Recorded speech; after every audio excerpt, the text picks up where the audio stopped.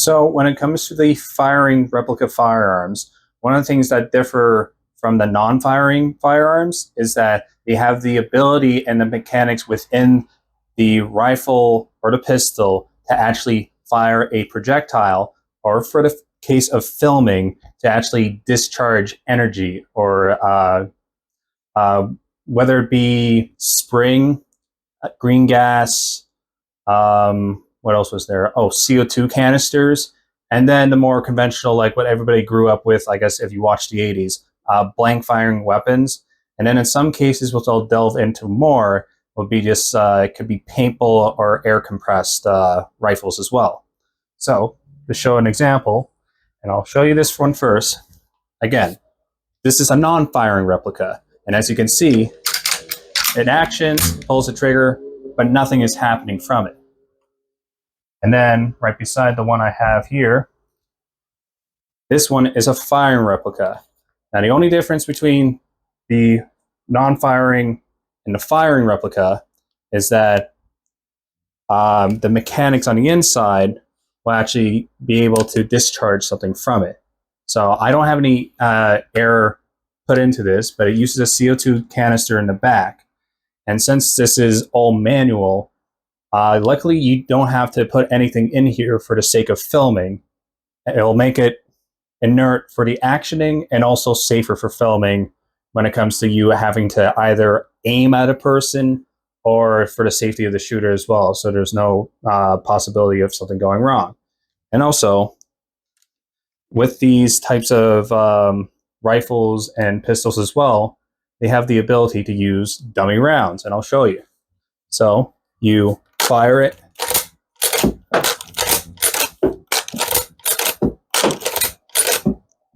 and you see that it's actually ejecting cartridges from the Winchester.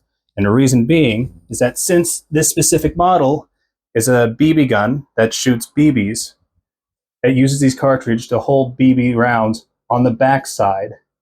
So that way, when you're doing target shooting or plinking or anything of the sort, that these are just holding it, and it gives that nice authentic look of it actually being fired at something or discharging something.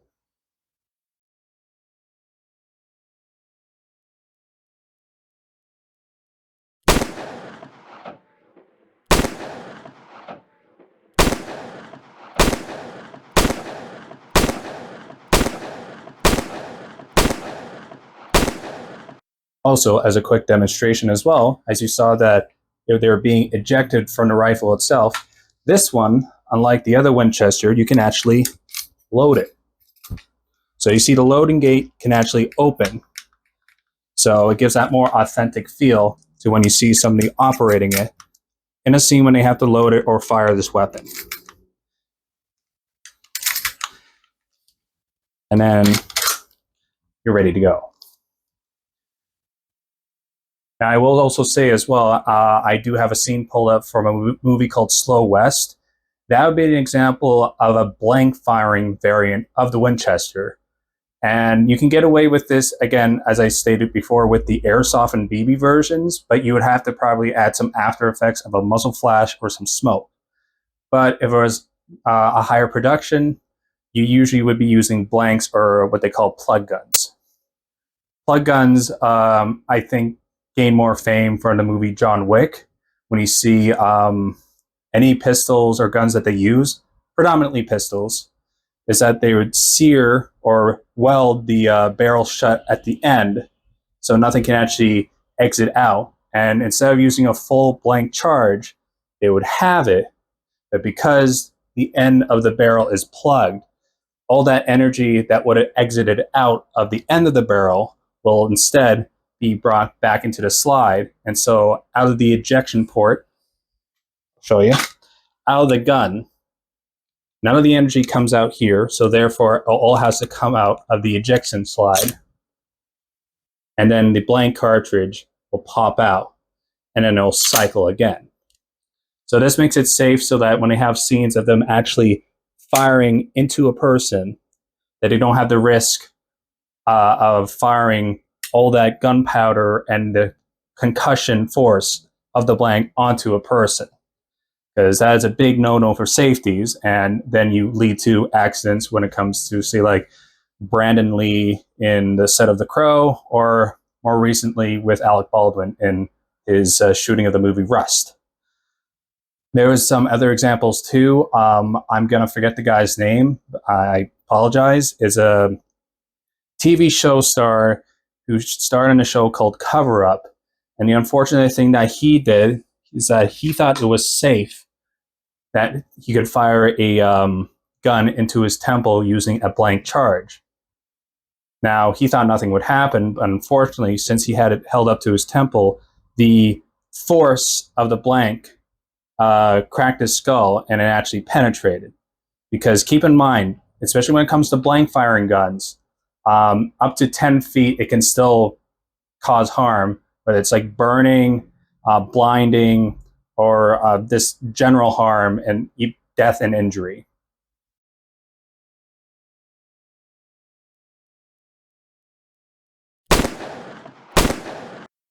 Now, for a different example of a firing replica that I have here is a green gas powered Car 98 bolt action rifle.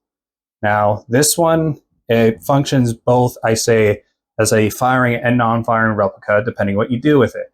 Right now, there's no green gas in it, and I'll demonstrate this. That when I cock it and firing it, nothing comes out because you have to put gas into the bolt itself for it to be pressurized and to fire anything. Now, what makes this one special is that some airsoft and BB guns, like I showed with the Winchester, will actually have specific dummy rounds to give it the authentic look of it being loaded and ejecting. So, if I can pick it up without it falling apart, I have what is a dummy 5-round stripper clip made for this rifle. And as you can see on screen, I can open the bolt, put the clip inside, if it will let me. There you go. And then I could push it in like the real thing,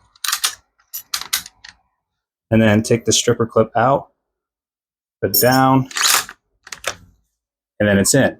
So that way, when you're filming, and I advise that when you're using these dummy rounds, just to make it more authentic, if you're far enough away, you can get away with it, but you can also remove the tips of the dummy rounds as well, like the bullets out of it, to make it look like it's an empty casing coming out. Otherwise, you just have to deal with like hoping nobody would see it if you don't want to deal with trying to put them back on, because I do not think these screw back on. Just to show you can fire and they eject out. Get your next one in, you fire, and it ejects, and so on and so forth. And like the real thing, you don't need just a stripper clip to load it. You can load single rounds after you get this one out, like so, and you can do single loads.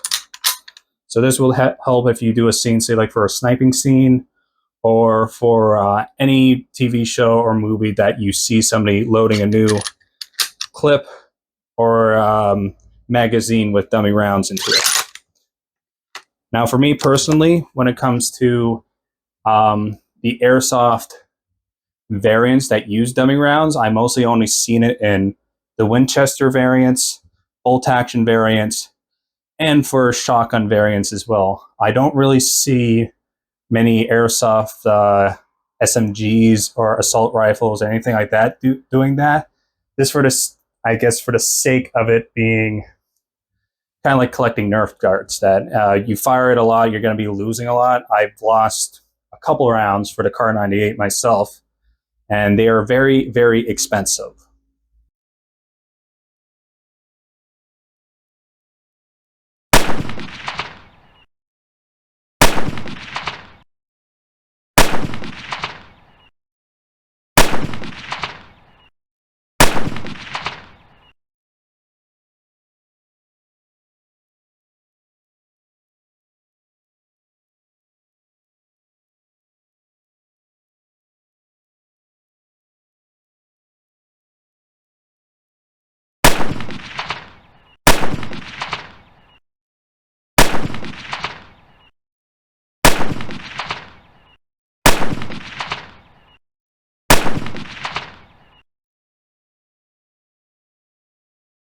So to give some reference to what I'm talking about with pistols and using the green gas that's used in the magazines here, I'm going to show you the dry firing. Now, I don't have anything loaded in here, so you'll notice that as soon as and it will be loud, as soon as I fire a shot, it locks back instantly. That is because, since this is airsoft or a BB gun, that as soon as there's nothing in the chamber, it will automatically lock back like an actual firearm. However, for the sake of filmmaking, you can, and I'm not going to show this, either you be able to modify the magazine so that it'll make it so that it will not lock as soon as there's no bullets in the chamber, so you can dry fire it. You probably have to do something with locking the slide here back, whether it's you're using tape or something. I'm not going to show that this because, you know, YouTube. But the easier thing to do, and you'll see this better with the Glock, is that you can hold the slide down, compress down, so that it will not lock at all. So for example, so this is without holding the slide down, and then with holding the slide down. You'll see I'm holding it down with my thumb. So it looks a little bit weird, but if you're just going for that shot, and then you can just go for a reload.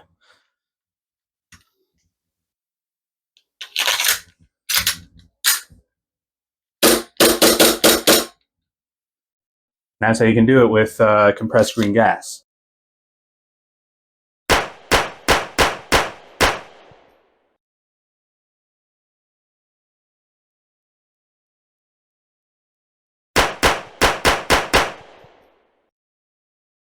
And I guess another tie-in I would talk about when it comes to the firing replicas is the use of paintballs.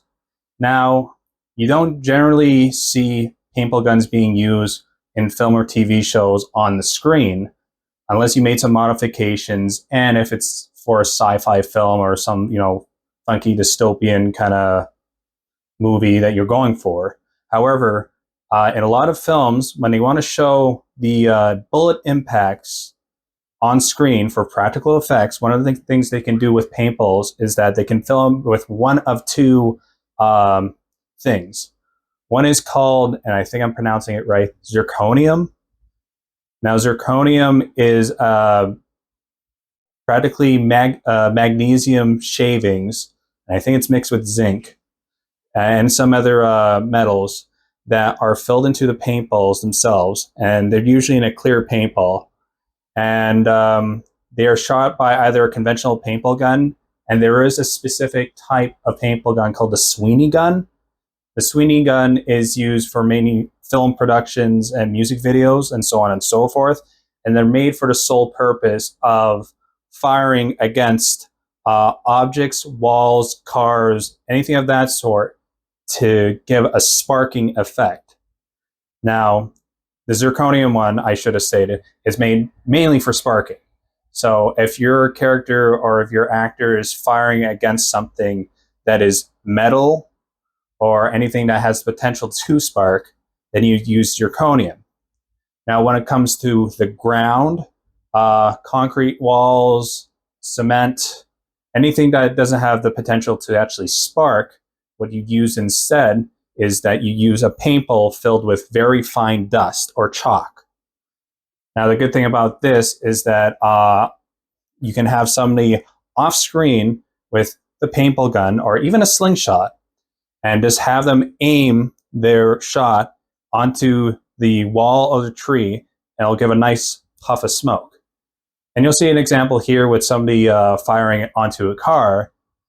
And there's also some examples here and there with people actually shooting it against trees, again, skipping on the ground for ricochets, and so on and so forth. So those are some other firing variants that you'd find within the film industry, but those ones I feel aren't necessarily the on-screen types that you see with the other rifles that I have beside me. And well, there you have it. That's about what I got for this video. I apologize for any stuttering or muttering I do, as I'm trying to get better and better at this, and I like to expunge as much detail and knowledge I have on this for you viewers and for people to pick up on to use in their films as well. Because I know a lot of people out there are like myself who are starting out trying to make short films or movies. And whether you want to call it cutting corners or saving money or trying to crunch that budget, I feel like using items like these, if you're going for a Western, an apocalyptic movie, or anything to do with guns and action, that this would potentially help you with finding a right way of doing it and keeping it safe on set as well. So that's about as much as I got, and I'll see you guys for the next video. Take care.